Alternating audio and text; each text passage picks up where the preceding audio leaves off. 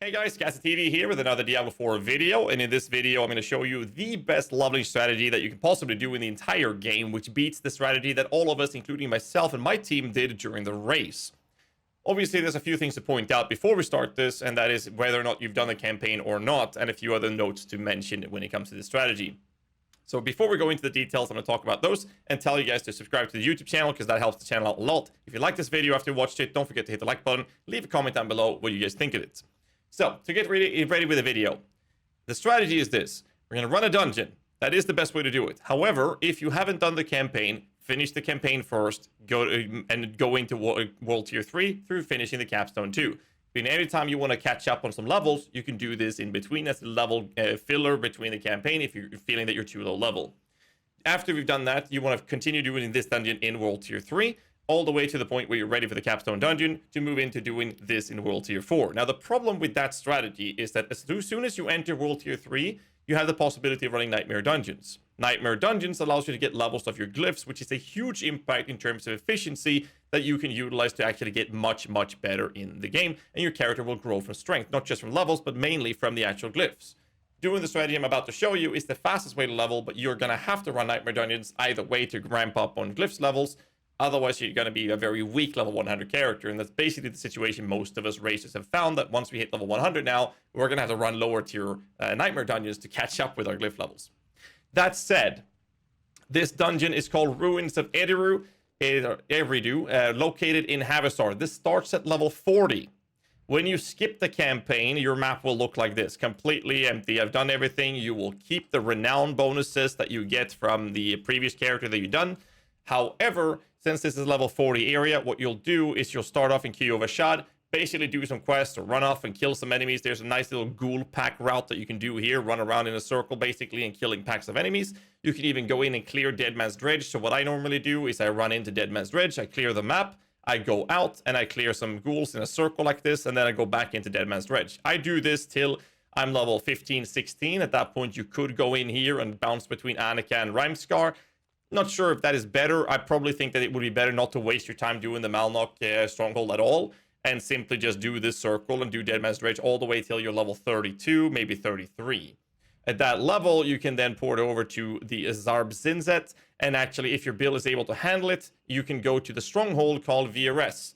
In here, you will simply be clearing the stronghold. This is a level 40 stronghold. You can do that when you're level 33, 34 maybe. I did it at 32. It was a little sketchy. It was pretty fine though. Once you've done this, by killing the boss up here, you then get access to this waypoint, and you can have access to Ruins of Eridu, which you can access before, but you want to have a close by waypoint.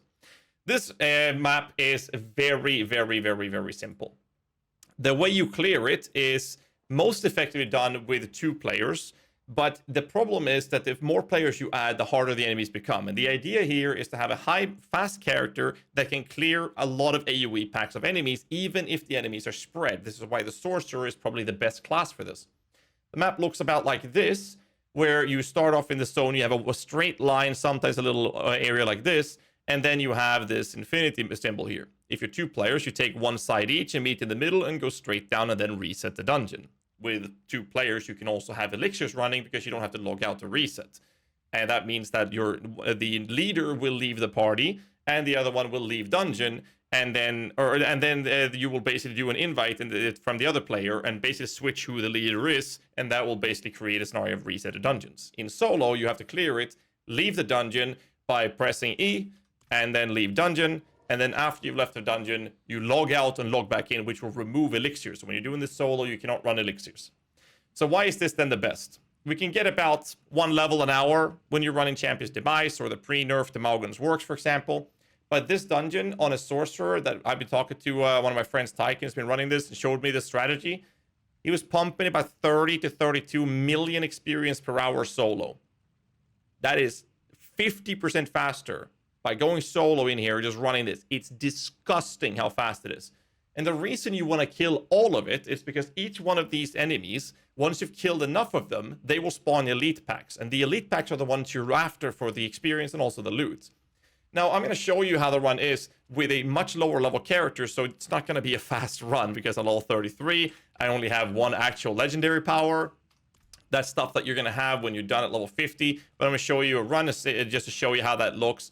And that's it. It's just disgusting. And that's how easy it is. I'm not popping flasks simply because of the fact that I am in a position where I am logging out to reset. So as you can see, I'm not clearing as a sorcerer. I'm not clearing as if I have full legendary powers, level 50 character here, or level 50 plus. So this is going to take a lot longer for me to do, but the experience from doing this is just absolutely disgusting. So here's the first rare that spawned, and this is or elite that spawned simply from me killing these red marked enemies.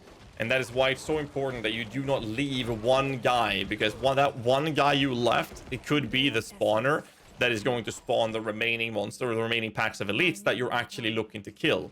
So sorcerers should be the best class for this. I'm not sure how barbs feels with this specific strategy, but I know rogues can do it pretty well. And the only reasonable build to clear this in an effective way when it comes to Necromancer would be the Blood Surge. And I'm actually testing some Blood Surge builds right now after I reach 100 on my other build. So because of that, I decided to showcase this strategy because of how insanely effective this is. And I can tell you this much, if they don't nerf this for Season 1, this will be the place to go, especially when it comes to racing. I'm very confident when I say that if people race with this, and you have two decently geared AoE clearing sorcerers, for example, I'm very confident that the rank 1 level 100s in Season 1 will straight up be literally two sorcerers running this together. Because of how effectively you can go in and take one side each and finish this place in less than a minute. Or maybe 1.5. Actually, I don't know the exact timer. I know that solo, my friend was clearing this in 1.5, 2 minutes-ish. And then you have to log out and log in, and you save so much time not needing to log in and log out, right? But the problem obviously is that you need to be level 50 plus to get this super effectively done. I'm not sure if there's any better ways to level when it comes to outside of that level prior to that, but the strategies I've shown you with the ghoul route that I like to do in queue of a shot, there's packs of ghouls in that area with Dead Man's Dredge is very effective, and one run what makes you not need to log out and log in to reset it, which is obviously very comfortable. But this is basically the dungeon. Sometimes you get these events. These events do not... I'm not sure if they count to the elite spawns, but I've always decided to kill them. It's always free monsters. I'm not confident if it is the best. I'm pretty sure they are. Either way, it's just extra monsters that are spawning on top of you. Just kill them. That's basically it. And that is the strategy. And I'm pretty sad that I didn't know about this during the race, because I'm very confident that we would have run this properly then. We did try it during the race, but our builds were not good for it, and 4-man people meant that we couldn't really spread out very effectively unless all of the characters in the party had very good AoE clearing, which we did not have with the composition my group was running. So doing this was actually a net loss of experience compared to something like Champions Demise that most people have been running in the race. That said, solo will give you tons more experience per hour doing this than any party can ever achieve outside of a 2-man group clearing this more effective than a solo group. And that is literally the strategy. I guess we don't have to see me finish this dungeon because I'm level 34 right now. But that's it. Hope you guys enjoyed the video, and let me know what you guys think of it in the comments below. Don't forget to subscribe to the video and like it and all that jazz, because that helps to support the channel very much. And I'll catch you guys in the next one. Till then, stay safe. Keep rocking.